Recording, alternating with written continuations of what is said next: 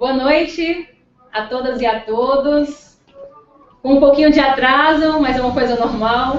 A gente dá início hoje a um dos nossos primeiros debates que a gente está fazendo na transmissão. Esperamos que seja o primeiro de muitos. E a gente começa o debate aqui no Levante, na nossa Secretaria Nacional, em São Paulo. Contamos aqui com a ajuda da galera do Fora do Eixo, que está nos ajudando aqui com a parte técnica de montagem dos equipamentos e com os nossos colaboradores, entrevistadores aqui, com o Pedro Boca e com a Branca e o Guilherme, que vão se apresentar. Eu sou o Guilherme, sou do Levante Popular da Juventude e estudo Relações Internacionais, estou para me formar. Eu sou a Branca, eu sou do Levante também e estudo História.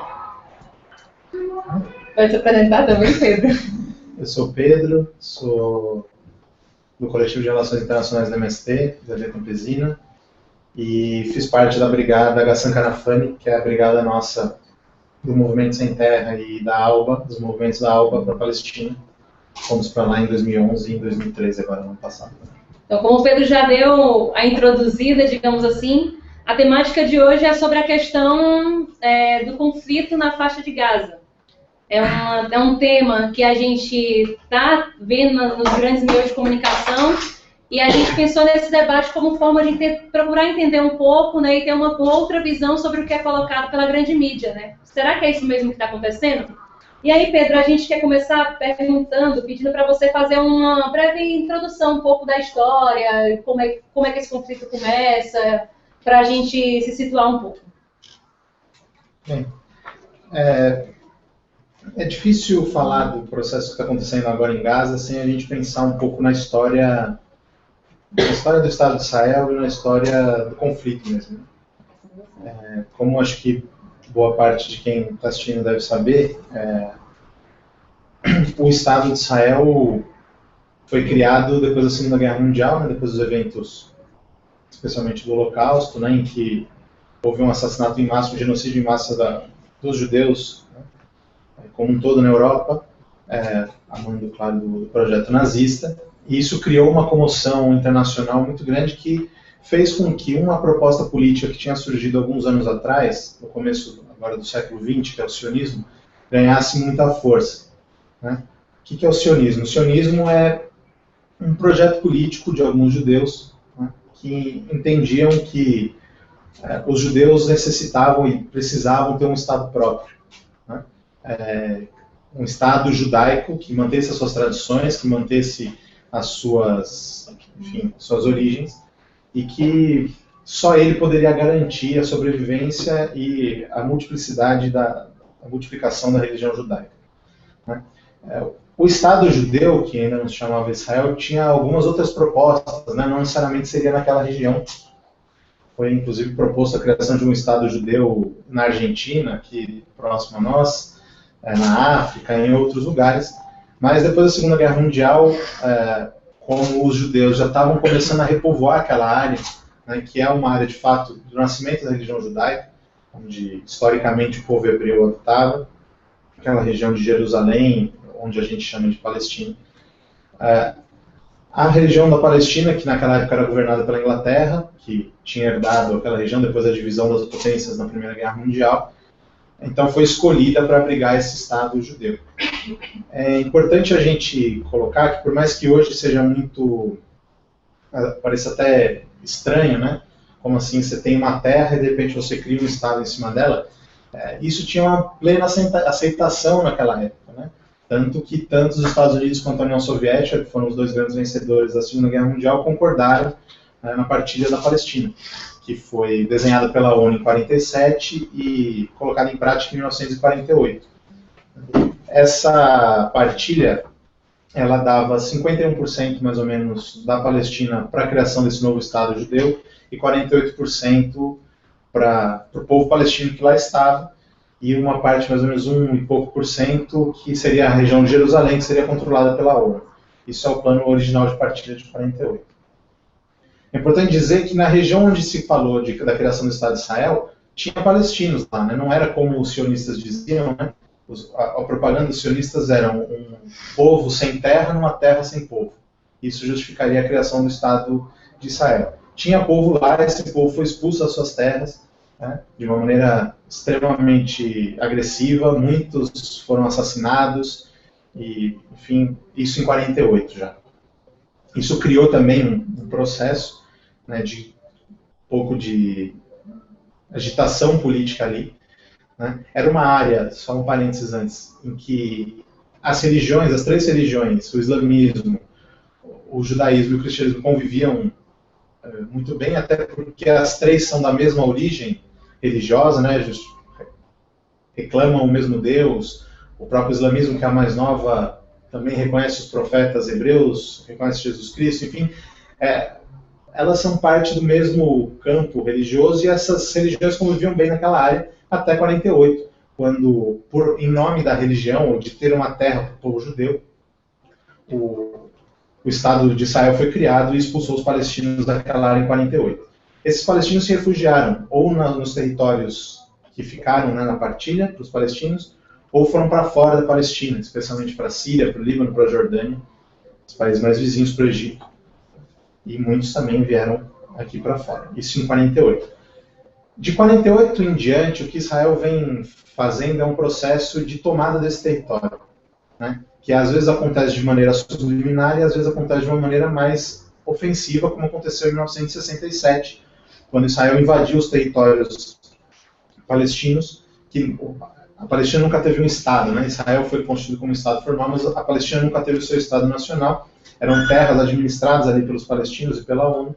E em 67 o Estado de Israel, enfim, entrou nessas terras, tomou essas terras, a grande maioria delas. Tomou Jerusalém, que era uma área administrada pela ONU, e diminuiu ainda mais o território palestino. Isso fez com que a Palestina se dividisse em duas áreas, centralmente. A Cisjordânia, que é a parte ali na fronteira com a Jordânia, e que está ali, que cruza o Rio Jordão, né, de um lado, e do outro lado, o que a gente chama hoje de faixa de Gaza. Faixa de Gaza porque Gaza é a principal cidade daquela região, e que está ali bem no mar Mediterrâneo, e tem uma faixa mesmo, né, um pedacinho bem curto de terra, naquela região que também ficou ainda como um território palestino, né, isso em 67. Então essa é a faixa de Gaza. E ela é, de fato, muito pequena. Em 67 até hoje as coisas pouco mudaram, né? Especialmente depois dos acordos de Oslo, que são os acordos de paz, que foram firmados em 1993, mediados pelo então presidente dos Estados Unidos, Bill Clinton, que tentavam, de alguma maneira, estabelecer áreas administrativas naquela terra. E dividiu a Palestina em três grandes regiões.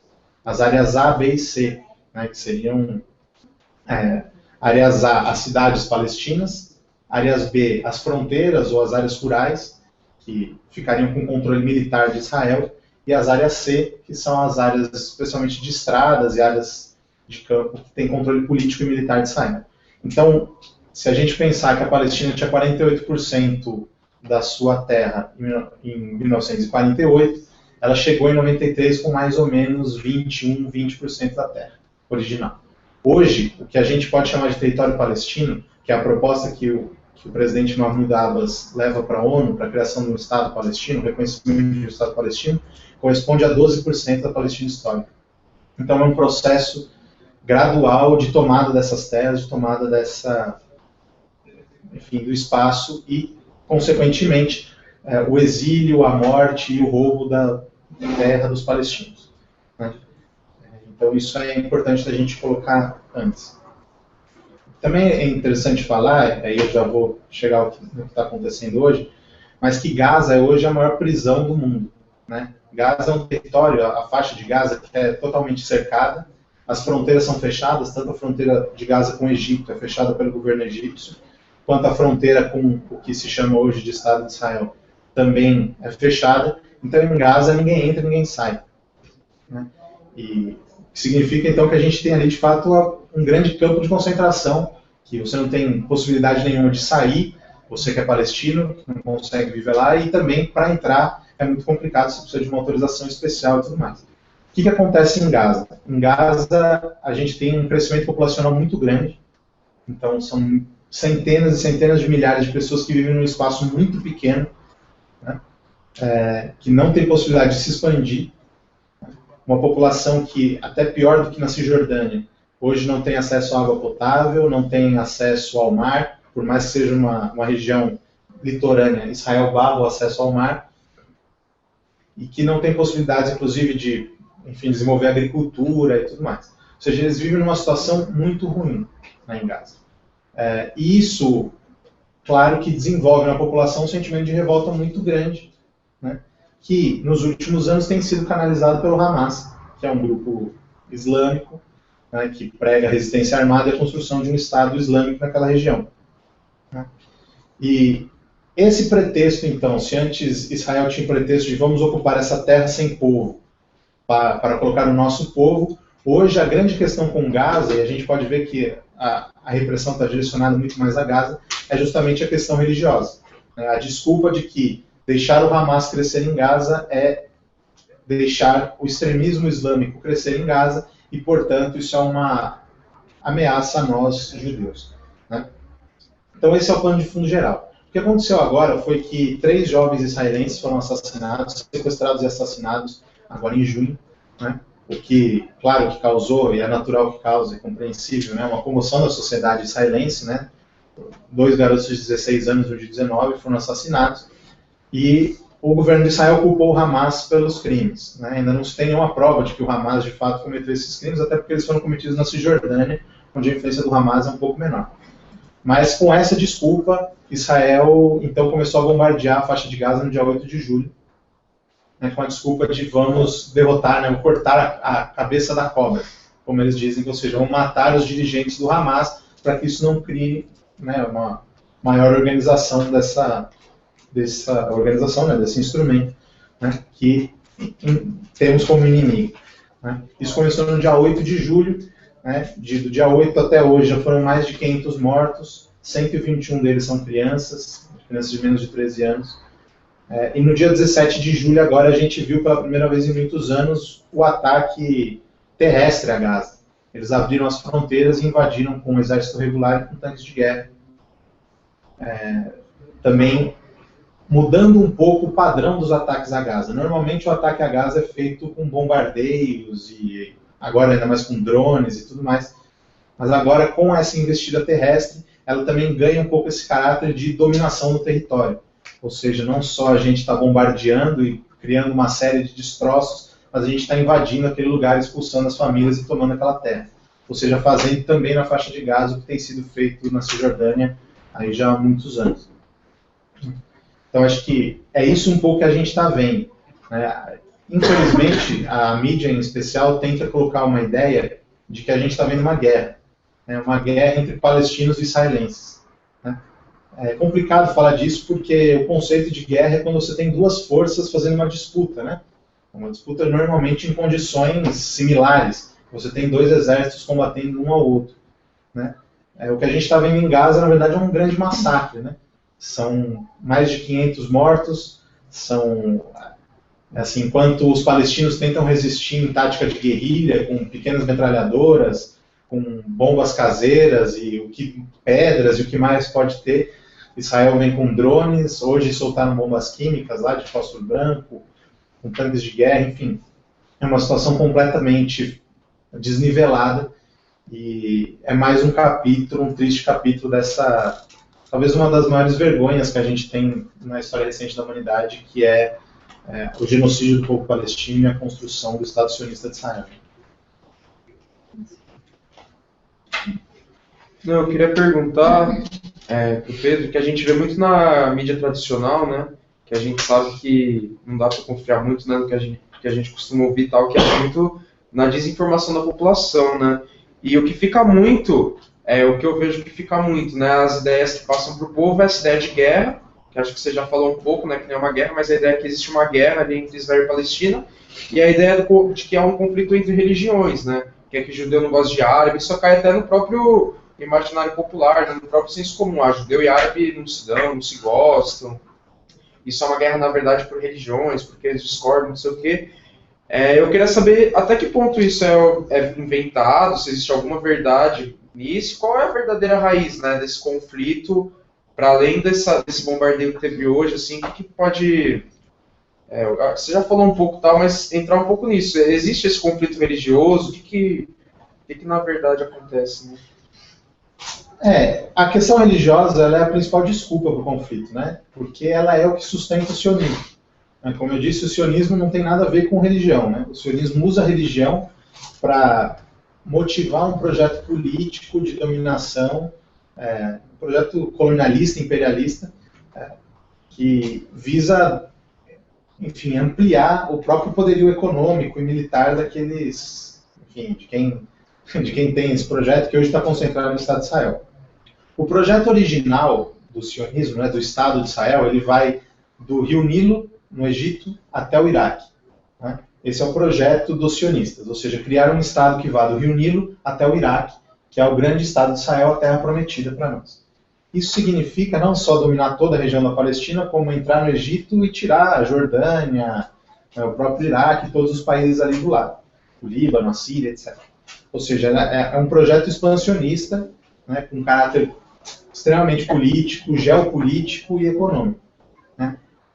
É muito também nesse campo da geopolítica, porque se a gente olhar o mapa, Israel está numa posição muito privilegiada no mundo, né?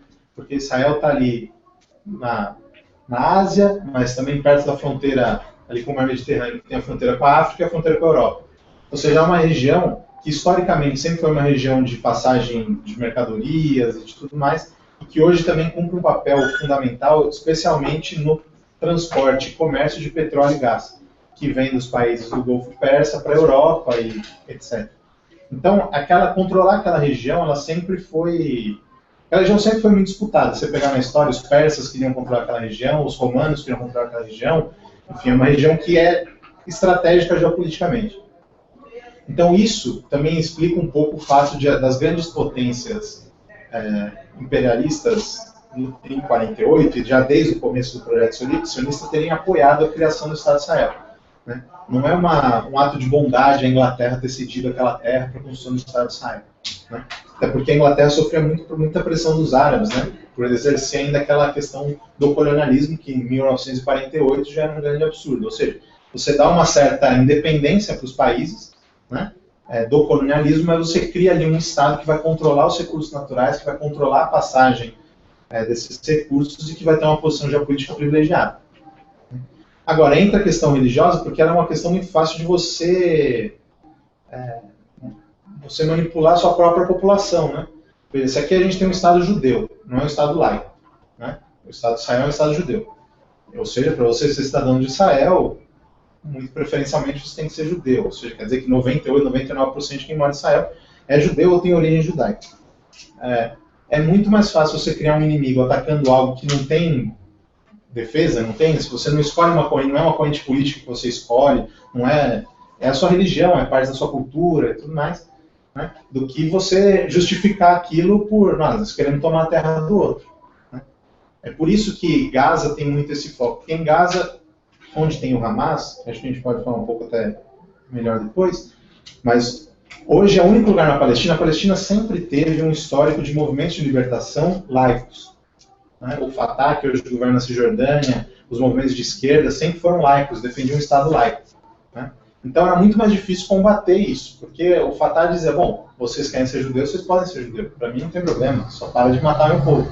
Né? O Hamas é diferente, você quer ser judeu, você não pode ser judeu, porque a gente quer construir um Estado Islâmico. Então, quando chega a esse nível de argumentação, ela pega muito fácil na população. Né? Ou seja, eles querem nos erradicar também. Né? Pelo menos erradicar a nossa religião, a nossa cultura. Então isso, de fato, ela é uma desculpa viável. Mas não dá para falar que é um conflito religioso, porque essas religiões sempre conviveram de maneira harmônica, inclusive naquela terra. Inclusive em outros lugares. Vou dar um exemplo. Tem uma grande comunidade de judeus no Irã, que é um governo que todo sionista fala, nosso maior inimigo é o Irã. Né? Há uma comunidade de judeus no Irã. Tem muito palestino judeu. Né? Se a gente for pensar, os muçulmanos são judeus convertidos, né? Historicamente. Porque o judaísmo foi a primeira religião monoteísta daquela região. Muitos se converteram para o cristianismo e muitos se converteram ao islamismo. Então, eles partem da mesma origem. Né? Então, o que Israel faz, e faz com muita habilidade, é tentar alimentar o extremismo religioso para ele justificar os projetos políticos e econômicos. né, e geopolíticos dele e dos seus aliados naquela região. Então, há um aspecto religioso no conflito, mas dizer que o conflito é por causa de religião, ainda mais se você for pensar que é aquilo. Você imagina você estar na sua casa, independente da sua religião. Você podia ser um judeu palestino. Você estava na sua casa e de repente um dia para o outro falou assim, agora essa terra não é mais sua. Pega seus documentos e vai embora. E os caras passavam com um trator na sua casa para construir casa para outras pessoas que estão vindo da Europa para lá. Então, pode ser até que tenha uma pinta de religião, mas o fundo mesmo é o absurdo da ocupação e da invasão daquele território e das razões políticas e econômicas que levaram para isso. Pedro, a gente queria perguntar para você, então agora você mencionou sobre o Fatah e o Hamas, e as organizações que estão na Palestina que governam por lá. Qual é o apelo à população que elas têm e como que elas se organizam? Você falou que o Hamas é religioso e o Fatah propõe um Estado laico. Como é que isso funciona na região? Então, a resistência palestina, desde 48, na verdade, mas especialmente desde 67, que, quando houve a invasão dos territórios, a partilha, ela sempre se caracterizou, até diferente de outros países ali árabes, de alguns, né, não vamos generalizar, mas por ser uma resistência laica, que era muito baseada no que o antigo presidente do Egito, Nasser, defendia quando foi presidente, que criou uma corrente de pensamento no Oriente Médio, no mundo árabe em geral, que era o famoso nacionalismo árabe, que era temos que construir uma grande pátria pan-arabista, mais ou menos a nossa pátria grande aqui na América Latina, né? Então que defendia, era um projeto que tinha um caráter altamente anti-imperialista, mas também muito laico, que respeitava os judeus, os cristãos e os muçulmanos que vivem naquela região há muito tempo. Né? Esse nacionalismo árabe deu origem, por exemplo, ao partido Baath, que é o partido hoje que governa a Síria, né, com todos os problemas que está tendo lá, mas os Baath e também o partido que governou o Iraque por muito tempo, né, o Saddam Hussein, era signatário desse caminho histórico, né? Assim como o presidente Assad da Síria hoje. E é um pouco esse que a gente chama também de nasserismo, que fez com que o movimento mais forte de resistência palestina surgisse, que era o Fatah, que era liderado pelo Yasser Arafat, que era um exilado palestino que morava no Egito. E dali ele foi para a Palestina organizar a resistência com essa proposta do pan-arabismo, da questão nacional, né? Tinha um fundo de questão de libertação nacional muito forte, né? E junto com isso, claro, até porque esse movimento foi se aproximando do movimento da União Soviética e dos movimentos de esquerda e tudo mais, também surgiu na Palestina algumas organizações muito fortes de apelo mais marxista, revolucionário, né? Além do Partido Comunista da Palestina, que já existia desde antes da criação do Estado de Israel, a Frente Popular pela Libertação da Palestina, a Frente Democrática pela Libertação da Palestina, que são os dois maiores, tinham uma força muito grande. Essas organizações montaram a OLP, que é a Organização pela Libertação da Palestina, que era, e é até hoje, considerada como a organização que representa o povo palestino, né? Sempre foi. Então, é por isso que o Yasser Arafat criou essa imagem que se tem dele, né? Do cara que vai falar na ONU, do cara que viaja o mundo, né? Que viajava, né?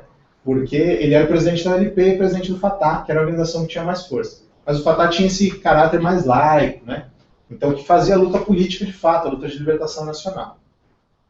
O que aconteceu, e isso não é um fenômeno só palestino, é que, especialmente durante a Guerra Fria, foram surgindo movimentos islâmicos com um caráter mais radicalizado, especialmente de luta armada, como o Hamas na Palestina, mas também a gente pode falar do Hezbollah, a gente pode falar da Al-Qaeda, pode falar do Talibã, todas essas que ficaram muito famosas aí depois do 11 de setembro, mas que na época da Guerra Fria eram apoiadas pelos Estados Unidos para justamente dificultar o trabalho da esquerda e do nacionalismo árabe dentro do mundo árabe, né?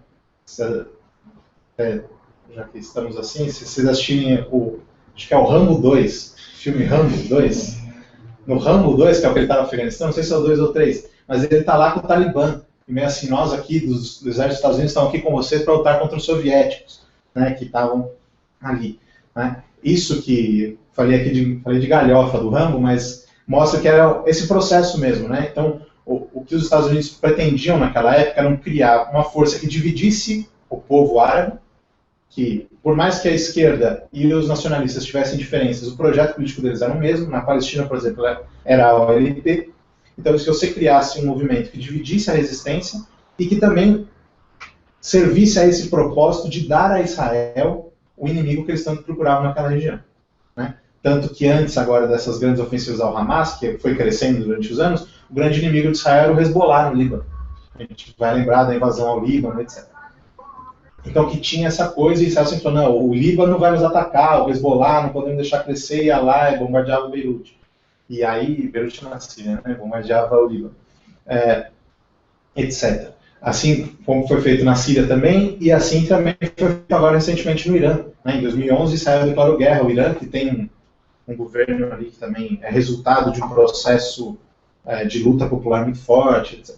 Então, a resistência palestina ela sempre foi um pouco além disso. Ela tinha esse caráter mais político. Acontece que, especialmente em Gaza, com a situação tão ruim como está lá, né, o Hamas ele foi crescendo de uma maneira muito maior, especialmente depois dos acordos de paz.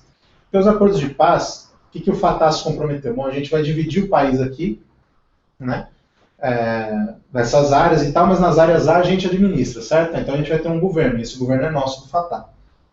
E o Fatah abandonou a radicalidade da luta, a resistência armada, né, enfim, o discurso mais agressivo contra Israel e tudo mais, que era um discurso que para o Hamas era o mais fácil de fazer. Então, nós somos islâmicos, estamos pretendendo a criação do Estado Islâmico, nosso objetivo é destruir Israel. Isso, especialmente para a população de Gaza, que é muito mais sofrida do que na Cisjordânia, não que na Cisjordânia seja bom, mas em Gaza a situação é muito ruim, fez com que a população observasse no Hamas, identificasse no Hamas uma possibilidade de radicalizar o conflito e de fato criar força para sair daquela situação.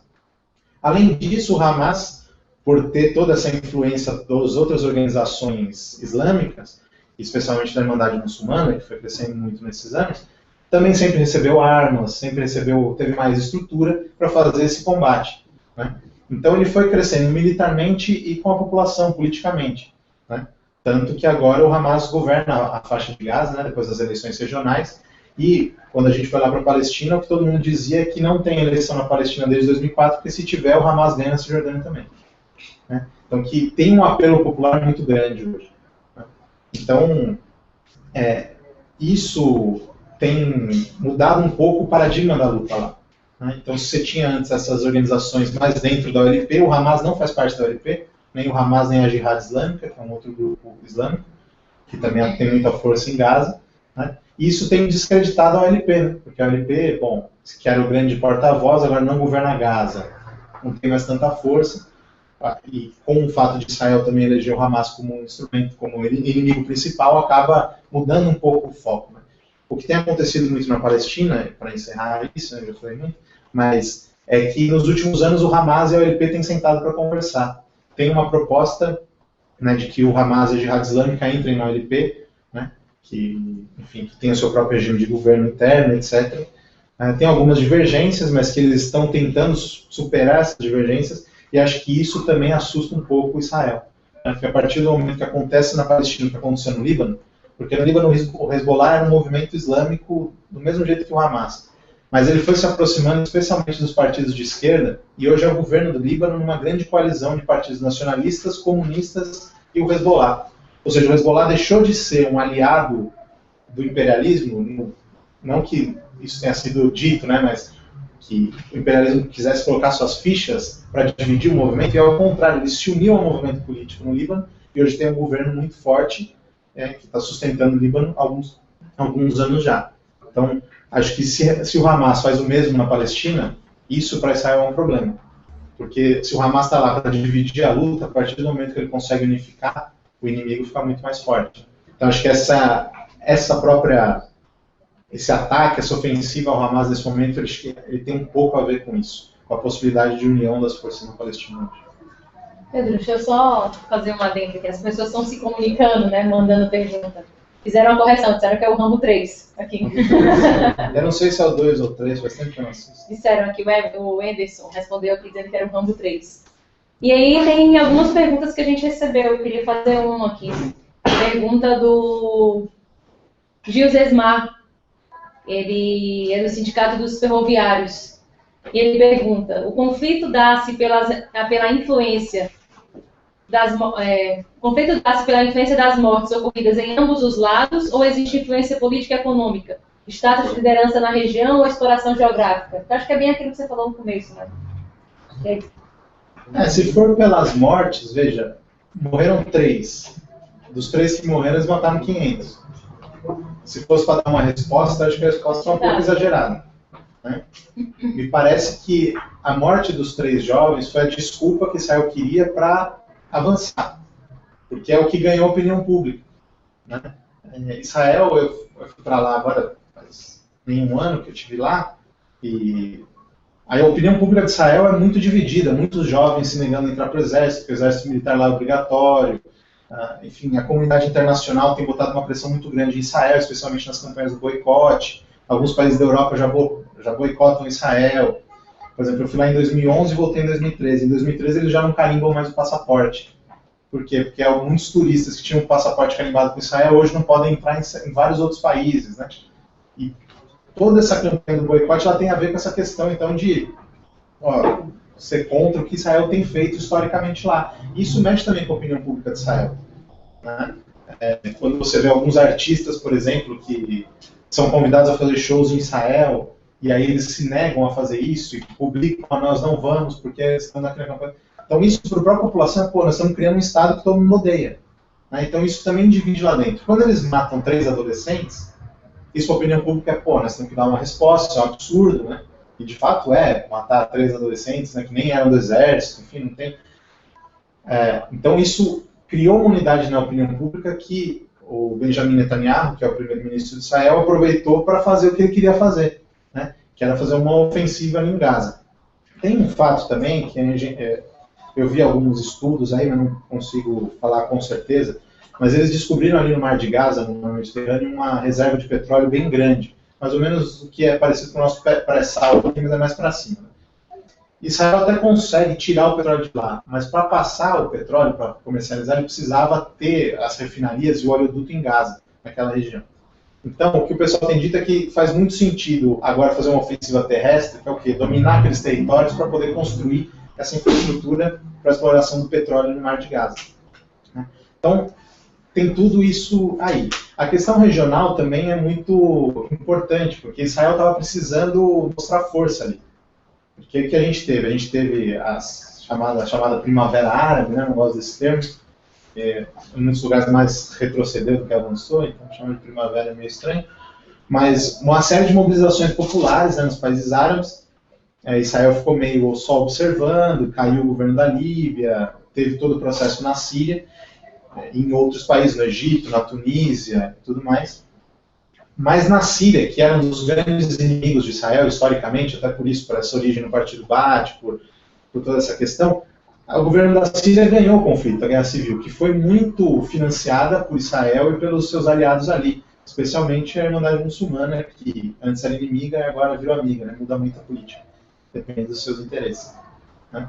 E o governo da Síria ganhou, ou seja, a Síria se fortaleceu. Então a Síria se fortalecendo, o Líbano se fortalece também, e o Irã também se fortalece. O Irã que por muitos anos ficou aí na agenda como grande inimigo no Oriente Médio, queria fazer bomba atômica, não sei o quê, né, e tal, também está fortalecido. Em 2011, Israel declarou guerra ao Irã, aproveitando ali o processo da Líbia, falou, já que a OTAN está aqui, já vamos para o Irã, nós acabamos. E o Irã falou, vem aí então, se vocês vierem, nós vamos bombardear vocês também, e eles recuaram, né? Porque agora a Síria, o Irã, o Líbano são países que estão ali do lado que também têm um poderio militar que não dá para competir com Israel, que é muito avançado, mas que dá para dar estrago. Isso para a população de Israel é ruim, né? Os caras vão bombardear Tel Aviv, qual é o preço político disso, né? Então, essa situação estava meio ruim para Israel, estava se sentindo meio mal. Daqui a pouco esses caras vão se virar contra a gente e a gente não vai ter o que fazer. Então aproveitou que a opinião pública se virou a favor, vamos fazer o que precisa fazer. Vamos entrar em Gaza, vamos tentar desmoralizar um pouco o Hamas, vamos tentar cortar a cabeça da cobra em alguns espaços, mas também garantir mais ocupação do território, construir novas colônias, quem sabe ter se de fato posições na questão do petróleo. Então tem vários elementos aí. né? Tanto regionais como da própria questão geopolítica. Eu queria perguntar, né, porque esses conflitos, essas mortes, a gente vê bastante na televisão, tem uma certa repercussão, mas eu queria perguntar, para além desses conflitos que ficam mais evidentes, como que é a vida dos palestinos, assim? Acho que você foi para a Palestina, você teve, viu ali, como que funciona a vida dos palestinos que moram ali em Israel, né? Tipo, é normal, acontecem esses conflitos e tal, mas e para além dessa matança toda, como que é a vida deles, assim? É tipo normal? Eles têm algumas dificuldades? A gente sabe que tem. Eu queria que você comentasse um pouco quais são esses bloqueios que Israel faz, todos os bloqueios que Israel faz à população palestina, né? A questão do apartheid. Como que é a vida de um palestino no dia a dia, no cotidiano, né? Eu queria que você comentasse um pouco, assim. Eu não fui para Gaza, então de Gaza não dá para falar, mas pelo que a gente sabe é a barbárie total, né? Não tem saneamento básico, não tem água potável, a galera tem que pegar água do mar e fazer aqueles esquemas de passar água, esquentar para separar do sal e toda aquela coisa, então não tem agricultura. Então, assim, Gaza é um lugar que eu infelizmente não fui, quero muito ir um dia para conhecer, mas não sei. Na Cisjordânia, o que a gente tem é bem isso que você falou, assim, é um regime de apartheid mesmo, muito parecido com o que se tinha na África do Sul, acho que até pior. Porque depois dos acordos de Oslo, como eu falei, a gente dividiu a gente não, eu não teria dividido, mas eles dividiram a Palestina em 3 áreas A, B e C, né? E o que ficou então foi assim, nas áreas A tem controle militar e administrativo da Palestina, da Autoridade Nacional Palestina, nas áreas B tem controle político palestino, mas militar israelense, e nas áreas C tem controle político e militar israelense, isso dentro do território palestino, não estou falando de Israel. Então o que Israel fez de uma maneira hábil no interesse deles? Eles estão construindo o que a gente chama de muro do apartheid, né, que hoje já tem mais de 600 quilômetros construídos. Se você pensar o tamanho da Palestina, 600 quilômetros é muro pra caramba, né, é um território bem pequenininho. A Palestina inteira é um pouco menor do que o estado de Pernambuco, né. O que a gente tem hoje de Palestina, que é esses talvez 20% desse território, tem 600 quilômetros de muro construído ali. O que eles fazem, então, a cidade de Palestina é a área A. Então eles muram a cidade em volta e meio que ninguém entra e ninguém sai da cidade também. Eles têm o que eles chamam de checkpoints, né, como nas áreas B, que são essas áreas de fronteira, o controle militar é de Israel, eles fazem esse checkpoint, então para sair da cidade você tem que passar pelo checkpoint, né, ou seja, passar por uma vistoria do exército israelense. E, claro, com Palestina é sempre ruim, né? Além do que, por exemplo, a gente ficou numa área rural lá, em que a cidade era murada e a área onde o pessoal fazia a colheita de azeitonas era fora do muro. Então você tinha que passar no checkpoint para colher e passar para voltar. E aí eles fazem umas coisas tipo assim, o checkpoint só está aberto das 4 da manhã até as 6. Então se você não passa até as 6 da manhã, você não perde o dia de trabalho, né? Ou você colhe, sei lá, isso falando na vida do agricultor, né? Mas você faz uma colheita e você tenta passar com ela para o checkpoint, o cara pode restringir a colheita. Então assim, é um sistema muito complicado. Não é raro a gente ver lá, por exemplo, Belém, que é uma cidade onde nasceu Jesus e tal, né? Que hoje é território palestino, área A. Belém fica do lado de Ramallah, que é a capital da Palestina, e fica do lado de Jerusalém, são 2 cidades muito perto. De Belém você vê Jerusalém, assim, você está num muro, num monte assim, você vê Jerusalém ali embaixo. Dá para ir a pé, praticamente. É uma caminhadinha, mas dá para ir a pé. Não é raro você ver famílias que tem uma parte da família que mora em Jerusalém e outra parte de Belém que não se vêem há 15 anos, porque eles não podem cruzar a fronteira. Então é um esquema de segregação muito forte. Tem uma coisa, por exemplo, que assim, acho que é simbólica, que são as estradas. Os carros palestinos têm a placa de uma cor, placa branca com o escrito verde, e os carros de Israel têm a placa azul. Nas grandes estradas que ligam o país de um lado para o outro, só entra carro com a placa de Israel. Se você está com um carro com a placa palestina, você tem que pegar um contorno. Então, às vezes, para fazer trajeto, sei lá, de 15 quilômetros, a gente demorava 3, 4 horas. Você tem que fazer o contorno pelas montanhas, às vezes não dá para passar de carro, etc. Você não pode entrar na estrada. Então, é esse tipo de política também de segregação, de deixar os palestinos no lugar deles, de tudo mais. E as forças repressivas de Israel podem entrar nas áreas áureas que elas quiserem, para prender alguém, etc. Então, o número de presos políticos na Palestina é enorme, né? Os grandes dirigentes dos movimentos sociais, os partidos estão todos presos, muitos deles com cooperação com o governo palestino, né? O governo de Israel e o governo palestino prendem alguém. Então, assim, é uma situação muito ruim, com pouquíssima liberdade, né? Assim, o que a gente tem hoje, mais ou menos ali na Cisjordânia, são as 3 milhões de pessoas. A estimativa da MIR, que é uma organização de presos políticos da Palestina, é que dessas 3 milhões de pessoas que vivem na Cisjordânia hoje, pelo menos 800 mil já foram presas pelo menos uma vez. Se você pensar que eles só prendem homens, eles raramente prendem mulheres, metade de 3 milhões é 1,5 milhão, então de 1,5 milhão de homens, tem 800 mil que já foram presos pelo menos uma vez. Lá na Palestina eles têm o que eles chamam de prisão administrativa, que você é preso por 6 meses, sem direito a julgamento e advogado. Eles te prendem e te jogam na cadeia por 6 meses. Isso eles faziam na época de 67 e tal. Hoje eles, agora tem uma lei marcial lá, que eles podem renovar as prisões administrativas indefinidamente. Então a gente estava lá com uma família de um militante da Frente Popular pela Libertação da Palestina, que está preso há 17 anos em prisão administrativa. A cada 6 meses ela é renovada, ele nunca viu um advogado, nunca teve julgamento, nada. Então, essa situação é muito complicada. Lá tem as crianças palestinas, né? A Palestina, per capita, assim, é o país que tem mais crianças presas hoje. Né? Que as crianças às vezes jogam pedra no muro, fazem alguma coisa, né? Também ficam putas, né? Aquilo lá. E aí os caras prendem elas em prisão administrativa como se fossem adultos, não tem FEBEM, né? Eles prendem junto com os adultos lá. Então, assim, é uma situação muito, muito complicada. Né? Tem muita coisa de direitos humanos lá, muitas ONGs, a ONU está lá muito forte tentando denunciar isso também, mas é uma situação horrível, né? Então acho que esse tema do apartheid, acho que é o melhor termo para isso, porque de fato é um regime de segregação, né, de diminuição de um povo. Você não só ocupou a terra dele, matou os ancestrais dele, matou a cultura dele, como você nem deixa ele viver aquilo que você implementou. Né? Então é uma situação de fato muito complicada. Que a gente, quando vai lá meio turista, né, com passaporte fora, às vezes passa pouco por isso. Mas para eles é de fato muito complicado. Isso na Cisjordânia que é bom. Que o pessoal lá fala, não, viver aqui é bom. Em Gaza, enfim, você não pode fazer nada. Ainda corre risco de tomar bomba na cabeça dessa.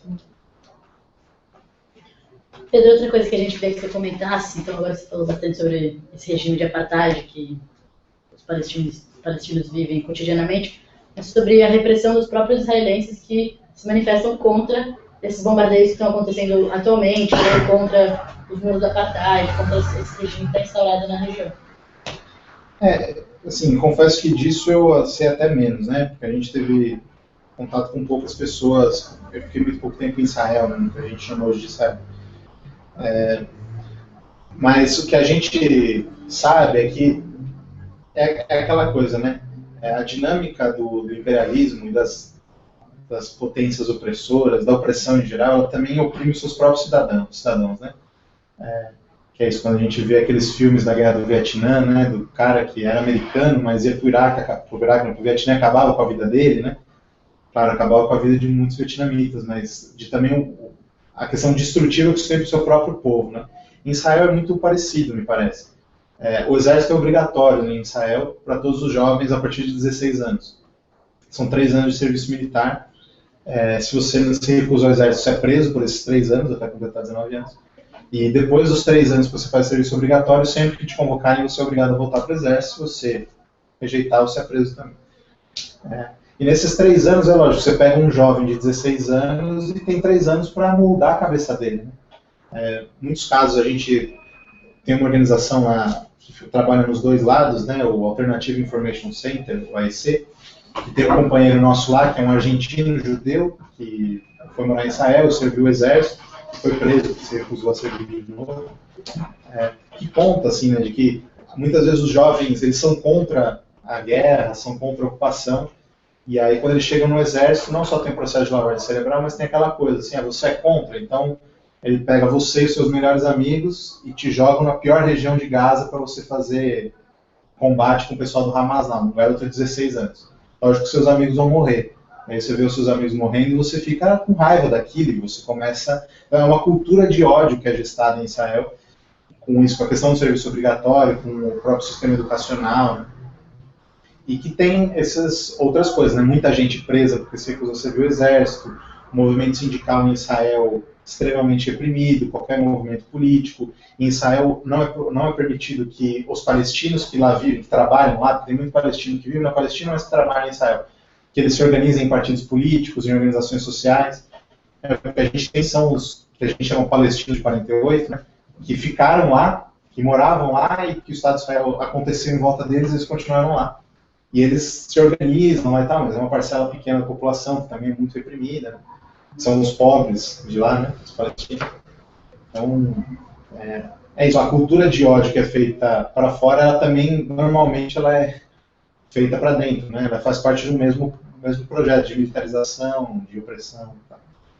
Mas, de fato, para quem é contra é muito complicado. É só ver quem era contra o regime militar aqui no Brasil, ou quem era contra o nazismo na Europa. Pedro, tem duas perguntas aqui. Uma pergunta da Kelly Rangel, da Bahia, que ela pergunta qual o papel dos Estados Unidos no conflito na Palestina. E uma pergunta do Rodolfo. Historicamente ou agora? Então, em meio a esses conflitos, talvez os conflitos atuais, né? Ou tentando resgate. Manda aí, Kelly, quer se é agora, se é depois. Eu falo dos dois, rapidinho. Fechou. E o Rodolfo, ele está perguntando, vou dizer, né? Boa noite, gostaria de perguntar para o Pedro qual tem sido o posicionamento e a atuação da ONU frente ao conflito. Tá. Sobre os Estados Unidos primeiro, para ficar mais fácil. Assim, os Estados Unidos sempre foi o pai, a mãe, o tio, o padrinho, sobrinho, qualquer coisa, qualquer relação possível de Israel, né? Isso historicamente, já desde a partilha, especialmente nos anos de Guerra Fria, e agora cada vez mais, né? Enfim, Israel funciona mais ou menos como bem entre aspas, uma filial do exército americano no Oriente Médio, né? Sempre que precisa fazer alguma coisa por ali, é Israel que está lá, até por isso é uma das nações mais bem armadas do mundo, que investe muito nisso. Israel produz muita arma, né? Tem uma indústria armamentista muito forte, que boa parte das armas dos Estados Unidos vem de Israel. Então tem uma relação carnal ali, né? Entre Estados Unidos e Israel. Muito porque o lobby sionista nos Estados Unidos é muito forte, né? Se a gente for pensar os grandes empresários nos Estados Unidos, a população que detém a mídia e tudo mais nos Estados Unidos, boa parte dela é judia e boa parte dela é sionista. Né? É só ver os sobrenomes da galera aí, dono das redes de TV, donos das grandes empresas. Né? É só ver a doação que essas empresas fazem aos governos dos Estados Unidos, nas suas campanhas, nas suas questões, e a doação que os Estados Unidos faz para Israel, né? Enfim, de investimento e de tudo mais. Então, a relação é muito... Enfim, não tem como separar uma coisa da outra, praticamente. Né? Até porque, enfim, Israel ainda usa toda essa coisa do nazismo, né, de fomos as vítimas do nazismo, então todos que eram contra o nazismo são a favor de nós. Isso, para a Europa e os Estados Unidos, cola muito, né, então não tem como desvincular essas questões. É muito comum você ver, tem vídeos aí na internet de judeus antisionistas fazendo protestos nos Estados Unidos, sendo reprimidos, falando, vocês são antissemita, nazista e tal, né? Isso ainda acontece bastante. Então tem também essa coisa pública mesmo, né? A opinião pública muito favorável nos Estados Unidos. Agora, hoje em dia, nesse caso específico desse avanço em Gaza, a coisa não está tão harmônica assim. Né? Na verdade, desde que o presidente Obama assumiu, as relações dele com Israel estão meio estremecidas. Quando Israel declarou guerra ao Irã, os Estados Unidos já veio, não deixa disso, peraí que não é bem assim, né? Pô, mas vocês não queriam também ir contra o Irã? Não, mas agora não, né?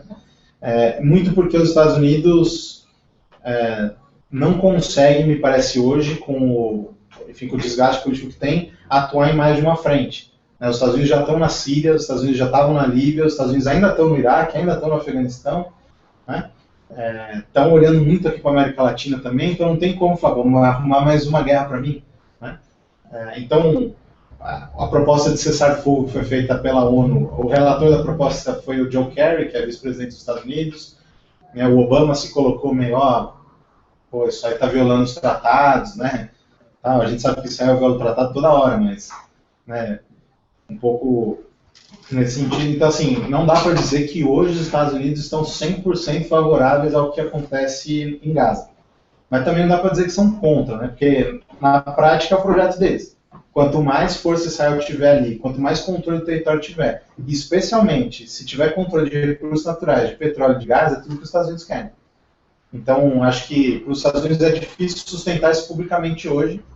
Né? Então, tem se colocado numa posição de, vamos ver isso na ONU, né? Que é uma coisa que os Estados Unidos nunca faz, porque sempre veta as coisas na ONU. Mas... Pode sem autorização, os países. Faz o que quer, mas hoje está mais nebuloso isso.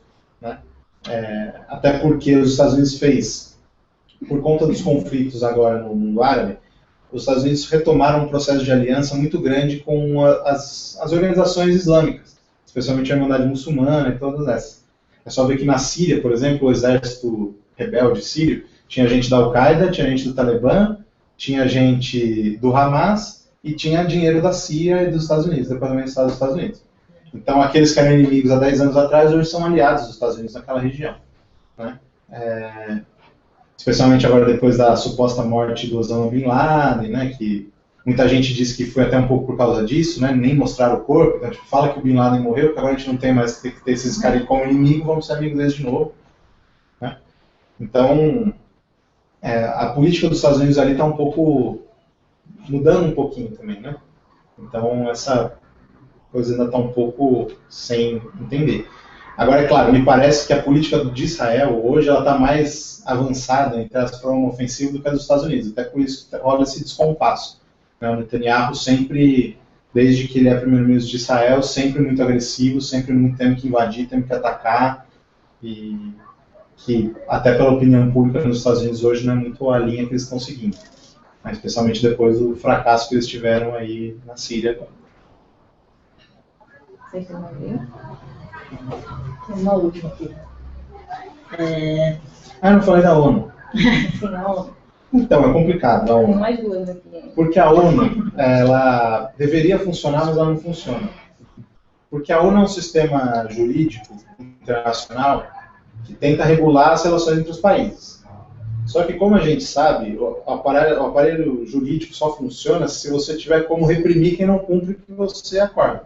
Por isso que a gente tem polícia nos países, quando você tem o seu... isso aqui, o nosso regimento, a nossa Constituição diz que se eu roubar, eu vou ser preso. Se eu assassinar alguém, eu vou ser preso, a não ser que eu seja filho do Ike Batista. Mas isso não está na Constituição, né? Mas, enfim, tem essas questões, mas você tem um poder repressivo que pode falar, bom, isso você não pode fazer. Tem A ONU não tem isso. Então, não muda nada você romper um acordo ou não. Né? Então, veja, a ONU criou o Estado palestino e o Estado de Israel em 1947, por ela partido. Israel nunca deixou ter um Estado palestino ali, que já era um rompimento do acordo. Israel rompeu uma série de acordos internacionais, de convenções. Como, por exemplo, a convenção que foi ali, né, de não proliferação de armas nucleares. Israel nunca assinou e que hoje tem ogiva nuclear pra caramba e está aí, livre. Quando o Irã tenta fazer uma usina nuclear, que poderia até estar querendo fazer bomba, não sei, mas pode fazer uma, Israel tem 200 e ninguém, os dois são outros. Né? Tem uma série de questões. Em 67, Israel tomou Jerusalém da ONU. A ONU controlava Jerusalém e falou, isso aqui é um lugar sagrado, né? Não vamos deixar isso. Israel foi lá e tomou, e a ONU continua identificando Israel como Estado-membro, não muda nada. Né? Então, assim, a ONU ela tem um papel de tentar denunciar, a ONU tem uma das suas organizações que é especialmente para refugiados de guerra, que atua muito forte lá na Palestina, né? Nas duas vezes você pode ver que eles trabalham muito bem, denunciam a questão do apartheid, denunciam a ocupação, o muro, eles têm esse trabalho, mas não tem como fazer nada, né? A não ser isso, dar declaração, botar no site, né? Então isso é complicado, né? A ONU ela finge que ela cumpre o papel que ela não pode cumprir, né? Então tem essas coisas. Além do que é isso, a ONU tem o Conselho de Segurança em que Estados Unidos sempre veta, por exemplo, a Constituição do Estado Palestino, a Constituição do Estado Palestino, enfim, tem uma série de coisas. Me parece que a ONU às vezes serve quando você quer vetar alguma coisa, né? E tal, então quando todo mundo concorda, beleza, mas quando se você também não quiser cumprir, não precisa, né? Então a ONU vetou o ataque à Líbia, os Estados Unidos foram lá atacar, não está nem aí. Enfim, a ONU foi contra o processo lá da Síria, a Rússia vetou a intervenção na Síria, né, porque também tem interesses lá, a China também, os Estados Unidos foram lá e falaram, nós declaramos guerra à Síria, se não tirar as armas químicas. E agora Israel está jogando arma química em Gaza e ninguém está falando nada. Então assim, deveria funcionar, mas não funciona. Tá. Tem uma pergunta aqui do Rodrigo Sunher, Santa Maria do Rio Grande do Sul. Ele pergunta, você falou sobre em relação aos jovens, né? Aí ele atinge bem aí. Ele faz, qual a relação direta entre o que está ocorrendo na Palestina e a situação de violência que dia a dia a juventude brasileira enfrenta? Quem ganha com essa lógica da violência, do genocídio e da guerra imposta pelo Estado de Israel? Então, tem muita relação. Tem uma relação direta que é uma relação que é mais simbólica, política. Vou falar dessa primeiro. Né? Claro, a gente... espero que ninguém que esteja assistindo, ou se tiver que mudar de opinião, mas ninguém acha que a vida é neutra, que a gente, né... enfim, que as pessoas estão ali por mérito, ou porque elas são boas, etc. A gente sabe que tem relações de poder na sociedade, tanto dentro dos nossos países, como na sociedade internacional. A lógica de violência serve para quem domina, para quem oprime. Né? Então, claro, quanto mais você cria condições que diminuam a democracia, que diminuam a participação e que aumentem a repressão, isso só favorece quem manda, né? Não favorece quem está embaixo. Que é o nosso caso aqui, que é o caso dos palestinos lá. Né? Então a lógica é muito parecida. Né? Claro, com outra medida. Né? Mas, enfim, o genocídio da população negra e pobre aqui no Brasil tem muito a ver com o genocídio da população palestina em Israel no aspecto político. Mas tem a relação direta, né? O Brasil é um dos maiores compradores de armas de Israel, não só de armas, mas de equipamentos, de tecnologia e tudo mais. Então, os drones que hoje sobrevoam as favelas do Rio de Janeiro são de Israel. Aqueles carros do BOP lá, das UPPs, aqueles tanques lá, tudo fechado, são de Israel. Né? Boa parte do armamento que as polícias militares utilizam aqui são de Israel. Então, na prática, a cultura da repressão aqui no Brasil, ela fortalece a cultura da repressão ao povo palestino. Né? E isso muito tem a ver com as relações que o Brasil tem com Israel hoje. Né? Tanto o governo federal, quanto especialmente os governos estaduais. Aqui em São Paulo, por exemplo, agora a gente tem o pelotão do braço lá, né, do Alckmin, que agora pega os caras na porrada, né, direto. Eles estão sendo treinados pelo Mossad, que é o Serviço de Inteligência de Israel, que inclusive desenvolveu uma luta, né, que é o Krav Maga, que foi desenvolvido em Israel, para reprimir, que agora está aí passando para os nossos policiais militares reprimir a gente em manifestação aqui. No governo do Rio de Janeiro não tem nem o que falar, é isso, é drone, é tanque, é arma, é tudo. Praticamente estão criando uma filial do Estado de Israel lá na polícia do Rio de Janeiro. O Rio Grande do Sul também, que apesar de ter um governo de esquerda, ou pelo menos que se propõe a isso, que é diferente pelo menos de São Paulo e do Rio, hoje o Estado que tem as maiores relações comerciais armamentistas com Israel. Né? A gente tem fábricas de armas israelenses no Brasil, no Rio Grande do Sul, com muito apoio e com incentivo fiscal do governo do Estado do Rio Grande do Sul. Né? Enfim, a Taurus, que é uma empresa de arma brasileira, que também comercializa com eles. Enfim, tem uma série de coisas que faz uma relação direta entre o que está acontecendo na Palestina hoje e o que acontece nas ruas do Brasil todos os dias, especialmente nesse momento em que a gente está vendo lideranças sendo presas, né, jovens sendo criminalizados, movimentos sociais criminalizados. As prisões ali do Rio de Janeiro parecem muito com as prisões administrativas de Israel, né? Que a galera foi presa sem julgamentos, sem ter feito nada, foi prisão preventiva, né? Você vai fazer algo, então vou te prender. Então, enfim, tem uma certa relação direta mesmo. Né? É importante já colocar, né, especialmente essa questão que a gente falou do governo federal, que o Brasil é signatário e é um dos principais apoiadores, até hoje, do Tratado de Livre Comércio do Mercosul com Israel. Né? Foi um tratado que foi firmado há um tempinho e que, bom, como o nome já diz, é um tratado de livre comércio entre o Mercosul e o Estado de Israel, que basicamente manda aqui pra gente armas e a gente manda coisas para lá, né? Inclusive, uma das bebidas mais consumidas em Israel agora é na Antártica. Lá, todo mundo bebe agora na Antártica, sabe? Então, assim, isso é uma vergonha, né? Porque não só você reconhece aquele Estado, como você trata ele como um parceiro seu, né? E especialmente nessa questão armamentista. Então, na prática, o que o governo brasileiro tem feito, e os governos do Mercosul, são ser cúmplices do que acontece em Gaza hoje. Porque se Israel tem essa força econômica e militar, tem muito a ver também com as relações internacionais e econômicas que eles têm.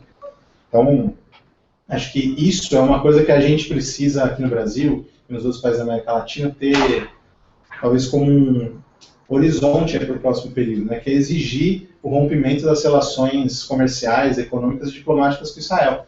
Porque reconhecer o Estado terrorista de Israel é reconhecer e, de uma maneira até indireta, aprovar o que acontece hoje na faixa de Gaza.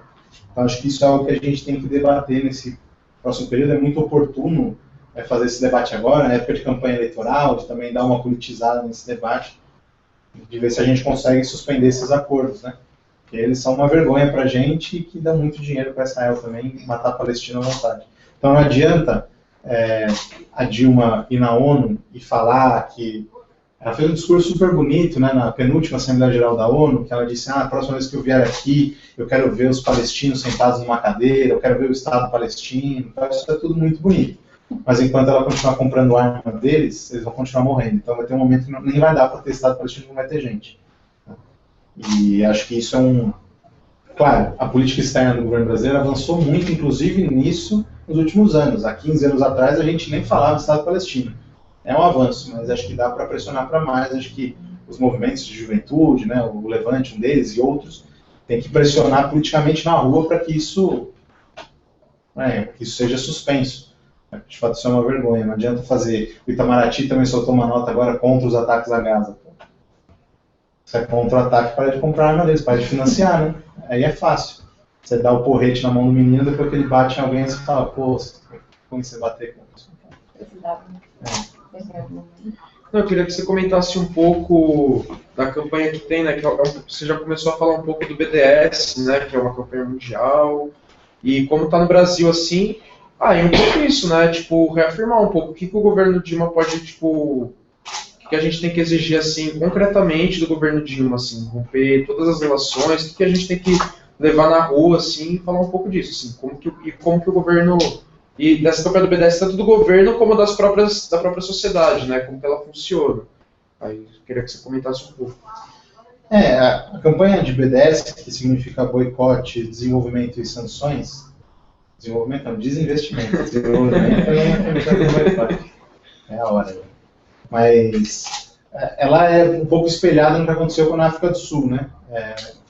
No momento ali do fim do Apartheid, a pressão internacional estava tanta no África do Sul que muitos países começaram a boicotar não só as indústrias, mas também o país mesmo, né? Expulsar embaixador, tudo aquilo. Isso faz parte um pouco do que a gente tem trabalhado aqui nessa campanha do BDS, que é basicamente denunciar os produtos que a gente compra aqui também, né, para boicote, que são produzidos com capital israelense, né? Por exemplo, o café Três Corações, que muita gente consome, é um dos principais, ele é de capital israelense, né? E é um dos principais, inclusive aqui. Tem uma série de outros, né? Mas só dando um exemplo. Tem um monte. Inclusive, se vocês procurarem o site do BDS e tudo mais, tem a lista de produtos, de empresas, né? Então, isso é uma iniciativa, fazer o boicote, de fato, de produtos, de não consumir esses produtos. É uma iniciativa que é um pouco individual, né? Que entra naquele campo, é igual reciclar lixo e tal, né? Não é o que vai solucionar o conflito, mas é o que ajuda na pressão. Tem outras iniciativas, como boicote acadêmico, que tem sido discutido em algumas universidades aqui no Brasil, então de parar de ter convênios com universidades de Israel e tudo mais, né? Um pouco para tentar criar esse cerco. O boicote cultural, isso tem funcionado muito, especialmente na opinião pública, né? Alguns artistas que têm aderido à campanha, acho que o principal deles é o Roger Waters, que era baixista do Pink Floyd, que é um militante da causa palestina já há muitos anos, mas que tem agora tentado, né? Então os Rolling Stones fizeram um show agora em Israel, ele escreveu uma carta, né, tal. Então isso tem constrangido também, né? Isso é bom para interferir também na política interna de Israel. O Roger Waters eu nunca vou ver ele aqui, né? Porque o cara não vai vir porque a gente mata palestino. E não só ele, outros artistas, né? Enfim, então tem um pouco essas questões e tal, e tem a questão do desinvestimento, ou seja, é isso, parar de investir em produtos israelenses, parar de investir lá. O Brasil, por exemplo, tem o escritório das Forças Armadas em Tel Aviv para fazer, enfim, cooperação de tecnologia militar. O Brasil tem o Acordo de Livre Comércio, o Brasil tem indústrias nossas que exportam para lá, enfim, toda uma relação que, enfim, só fortalece o estado de apartheid. E tem a questão das sanções, né, que é de tentar buscar sanções econômicas e políticas do Estado de Israel. Né? Então, isso é um pouco da campanha BDS. A gente tem tentado aqui no Brasil ampliar um pouco isso, né, e acho que aqui focar também um pouco nessa questão do TLC e, enfim, das relações com o governo. Né? A gente fez agora em São Paulo, no sábado, um ato na frente do consulado de Israel, com um pouco desse tema, né, não só o fim dos ataques, mas também pedindo, por que não, a retirada dos embaixadores, dos cônsules de Israel do Brasil. A Venezuela, o Equador, a Bolívia já expulsaram os seus embaixadores de Israel de lá e também tiraram os seus embaixadores de Israel. Isso é uma das coisas que a gente tem que pressionar o governo. Enquanto estiver matando gente em Gaza, a gente não pode ter um embaixador brasileiro em Israel. Isso é reconhecer que eles estão fazendo certo. Né? Então isso tem que ser pressionado. Né? E a gente tem tentado criar mobilizações. Né? A gente vai, essa semana ainda, entregar um documento na Secretaria-Geral da Presidência. Vai ter a cúpula do Mercosul, né? Agora em Caracas, exigindo o fim do TLC Mercosul-Israel. A Venezuela, que é parte do Mercosul recentemente, já se colocou a favor do rompimento das relações. O acordo foi feito antes da Venezuela entrar, mas agora que entrou também está a favor desse rompimento. A gente espera que o governo brasileiro também se posicione. Né? E a gente está fazendo outras manifestações. Aqui em São Paulo a gente vai ter outro ato, a gente espera que seja também bem grande. Né? O de sábado passado tinham 4.000 pessoas, a gente espera que seja maior, para denunciar as questões lá. E tem sido isso não uma coisa só aqui no Brasil, né? A campanha de BDS e as mobilizações têm acontecido ao redor do mundo, a gente tem acompanhado aí de fotos e tal. E é importante que a gente estimule. Só para terminar, a campanha de BDS, para ver como funciona. Aqui em São Paulo, a Sabesp tinha um acordo com a Mecorote, que é uma empresa de saneamento básico de Israel. Eles tinham um acordo de cooperação, que, enfim, era para transporte de água, eles desenvolveram uma tecnologia lá de pressurização e tudo mais de água, e queriam trazer para cá. Essa tecnologia acontece em Israel porque eles represaram o Rio Jordão, né, que era enorme e hoje é um riachinho, né? A gente até estava brincando quando foi lá a primeira vez, por aqui que batizaram Jesus, né, na Bíblia, foi um grande rio, tem um corvo passando ali. Hoje, porque eles represaram, o que eles fazem é bombear a água que estaria ali na Cisjordânia direto para Israel, né? Tirando o acesso da água dos palestinos e concentrando ali em Israel. Essa tecnologia a Sabesp queria implementar aqui em São Paulo, e já estava implementando. E por alguns anos de luta aí, da campanha do BDS, do nosso sindicato também aqui da Sabesp, do Sintaema e de outras organizações, travaram essa luta, né, para o rompimento, e agora, esse mês, a Sabesp rompeu o acordo com a Mecorote, que foi uma vitória da campanha do BDS, então para provar que essa pressão política ela pode dar resultados. Né? Então, se a gente conseguir isso em outras escalas, envolver mais organizações e mais pessoas, eu acho que é o primeiro passo que a gente pode fazer aqui. A gente não pode ajudar no conflito daqui, né? Fazer uma passeata aqui no Brasil não ajuda nada o conflito lá em Gaza, né? Mas ajuda a pressionar o que o nosso governo, aí sim, tem a capacidade de interferir nisso. Eu acho que essa tem que ser a linha geral para esse próximo período, né, de mobilização. A Mariana fez uma pergunta nesse sentido, né, que você respondeu, ele já falou respondendo, né, que ela pergunta um pouco sobre a importância da cooperação e as reações à solidariedade dos Estados latino-americanos, que possuem executivos de cunho progressista, a Palestina, e como isso pode influenciar as relações de poder no cenário internacional. E tem uma outra pergunta que a Natália, mais conhecida como Velma, aqui em São Paulo, fez, que é assim, em linhas gerais, como é o movimento LGBT em Israel? Ela disse que faz essa pergunta porque a pauta da diversidade sexual é uma das principais propagandas falsas de Israel para se mostrar como um país democrático. E ela coloca que Israel se defende como um defensor das liberdades, inclusive sexual, mas que a gente sabe que o discurso de liberdade lá não é tão real assim. Eu falo que eu não tenho muito aprofundamento nisso. Quando a gente foi para lá, a gente não se uniu com nenhum movimento LGBT em Israel. A gente se uniu mais com centrais sindicais e tudo mais. Mas de fato há uma propaganda disso também, mas também tem propaganda de liberdade religiosa em Israel, e isso não existe. Acho que talvez a questão LGBT ela tenha um peso, porque Israel gosta de se denominar a única democracia do Oriente Médio, né? E essa questão das liberdades individuais, e que também vem no caso da diversidade sexual e tudo mais, elas, para os países, especialmente países islâmicos, ela tem um caráter muito né, ausente, né? É um absurdo, né? Aquela coisa que a religião, infelizmente, traz, né? Muito forte. E acho que a propaganda serve mais para isso, né? Para falar, tá vendo, os caras lá no Irã não deixam você ser homossexual, te perseguem porque você é homossexual, né? A mulher tem que usar véu, enfim, e aqui não. Aqui é tudo liberado, é só como a gente é democrático. Na prática, aquela democracia a democracia é tão liberal que ela acaba até... Né? Não tem muito de democracia real nisso, mas é mais também no discurso, a questão... Enfim. Agora eu também não sei como funciona o movimento organizado lá. De fato eu sei que tem, né, que é muito forte, assim como o movimento de mulheres em Israel é bem forte também. Mas eu não tenho como aprofundar. A Velma, quando for para lá, fazer contribuir nisso. É isso? É isso. Então, a gente queria agradecer o Pedro, a Branco e o Guilherme, que vão estar aqui acompanhando a gente nos próximos debates. Agradecer também aos companheiros e companheiras aí de fora do eixo que esteve aqui, a nossa plateia ali que está assistindo. Lembrando que domingo tem o ato aqui em São Paulo, para quem estiver vendo de São Paulo, às 11 horas da manhã, em frente MASP, né? É isso, frente MASP, na Praça Oswaldo Cruz, é na Paulista, ali do lado, para todo mundo que estiver assistindo que for de São Paulo poder ir para lá, e quem estiver nos outros estados também, tentar se reunir com as organizações, organizar comitês e ações de solidariedade à Palestina.